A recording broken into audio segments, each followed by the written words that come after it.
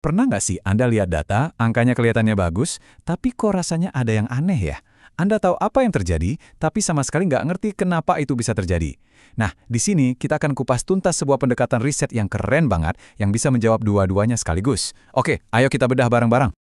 Ini dia peta perjalanan kita. Kita bakal mulai dari bedanya angka dan cerita, terus kita lihat gimana caranya dua dunia ini bisa disatukan, apa aja keuntungannya, kita bakal bongkar 3 strategi utamanya, dan di akhir kita bahas aturan emas buat milih metode yang paling pas. Oke, kita mulai dari yang paling dasar dulu ya. Di dunia data, itu sebenarnya ada 2 kubu besar. Anggap aja kayak kita lihat sebuah patung. Kalau cuma lihat dari depan, kita nggak bakal tahu bentuk belakangnya gimana kan? Nah, kita butuh keduanya buat dapat gambaran yang utuh. Gini deh, bedanya biar gampang. Data kuantitatif itu ngasih kita skala, tentang apa dan berapa banyak. Contoh, Anda tahu sebuah film baru berhasil dapat 100 miliar rupiah. Itu kuantitatif, tapi angka segitu kan nggak ngejelasin kenapa orang-orang suka filmnya. Nah, disitulah data kualitatif main perannya, lewat ulasan penonton atau wawancara yang bilang, wah ceritanya nyentuh banget. Nah, itu dia mengapanya. Nah, sekarang pertanyaan besarnya, gimana kalau kita bisa dapetin dua-duanya? Skalanya dapat, cerita di baliknya juga dapat. Disinilah penelitian metode campuran masuk, jadi kayak lensa super canggih yang bikin kita bisa lihat sebuah masalah dari berbagai sudut pandang secara bersamaan. Jadi, simpelnya gini. Ini bukan cuma soal ngumpulin angka sama cerita, terus selesai. Kata kuncinya ada di satu kata, mengintegrasikan. Tujuannya adalah menggabungkan keduanya, menyatukannya, supaya pemahaman yang kita dapat itu jauh lebih kaya dan holistik daripada kalau kita cuma pakai salah satunya aja. Dan poin ini, wah penting banget. Kekuatan sesungguhnya itu bukan di masing-masing data, tapi justru pas kita berhasil mengawinkan keduanya.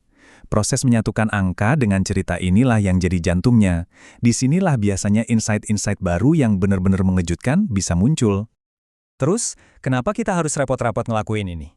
Apa sih untungnya? Well, setidaknya ada 2 keuntungan super besar yang bisa kita dapetin pas kita berhasil menyatukan data kuantitatif dan kualitatif.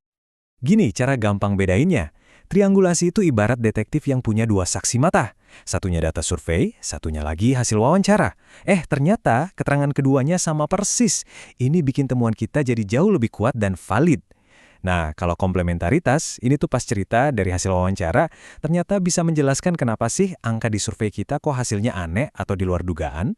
Jadi yang satu buat validasi, yang satunya lagi buat penjelasan. Oke, sekarang kita masuk ke bagian yang lebih praktis. Ada 3 cetak biru atau desain utama yang paling sering dipakai. Anggap aja ini kayak 3 resep andalan buat peneliti.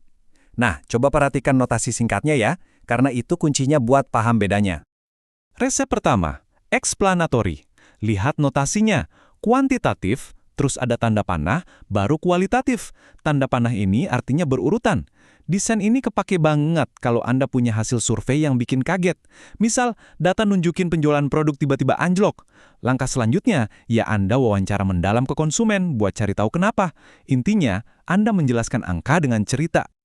Nah, yang kedua ini kebalikannya.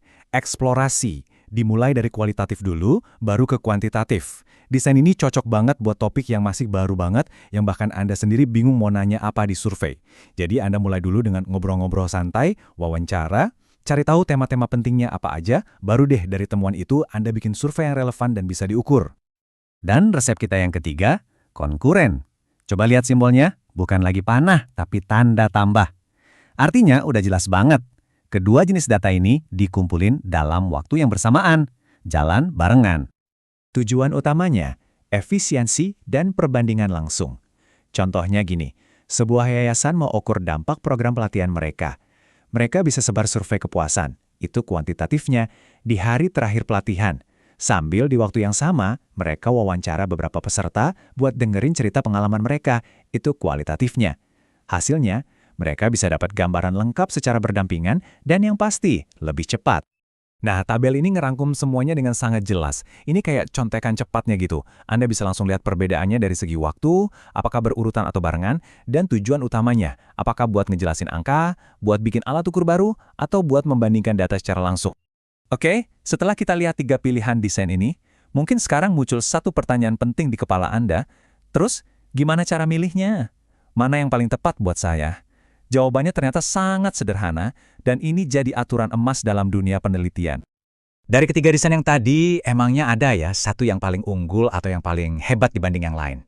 Ini pertanyaan yang wajar banget sih. Dan ini dia jawabannya, tidak ada satupun desain yang terbaik.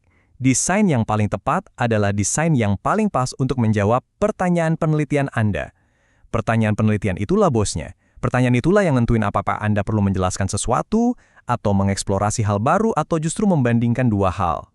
Sebagai penutup, saya mau ninggalin Anda dengan satu pertanyaan buat direnungkan.